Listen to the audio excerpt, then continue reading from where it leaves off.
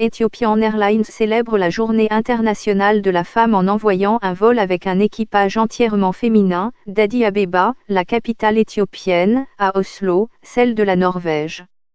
Sahle-Work Zewde devient la première femme présidente d'Éthiopie. Les opérations aéroportuaires, la répartition des vols, l'enregistrement des voyageurs et l'exploitation au sol, la logistique à bord, la sûreté et la sécurité, la restauration ainsi que le contrôle du trafic aérien doivent être entièrement assurés par des femmes.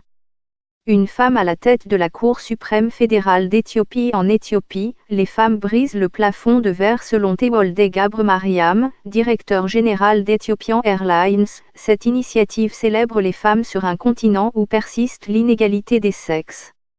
Nous sommes très honorés d'avoir des femmes pionnières dans le domaine de l'aviation. Avec ce vol, nous honorons et célébrons leur contribution indispensable à notre compagnie et à l'industrie de l'aviation en général, à notre pays et au continent dans son ensemble, ajoute-t-il. Ce n'est pas une première pour la compagnie aérienne, qui a envoyé des vols à Bangkok, Kigali, Lagos et Buenos Aires, avec un personnel entièrement féminin. Mais Ethiopian Airlines n'est pas la seule compagnie aérienne à laisser les femmes naviguer dans le ciel. À l'occasion de la Journée internationale de la femme, l'an dernier, Air India déclarait qu'elle était la première compagnie aérienne à faire le tour du monde avec un équipage entièrement féminin.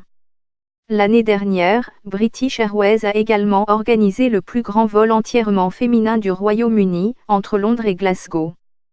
Plus de 60 femmes étaient à bord. Les Saoudiennes autorisées à conduire selon Dr Sabah Fikru, responsable des services sanitaires de la compagnie, 35% des 16 000 employés sont des femmes. De nos jours, un nombre croissant de femmes terminent avec succès leur formation de pilote. Désormais, nous pouvons entendre une voix féminine venant du pont d'envol ou du poste de pilotage, dit-elle.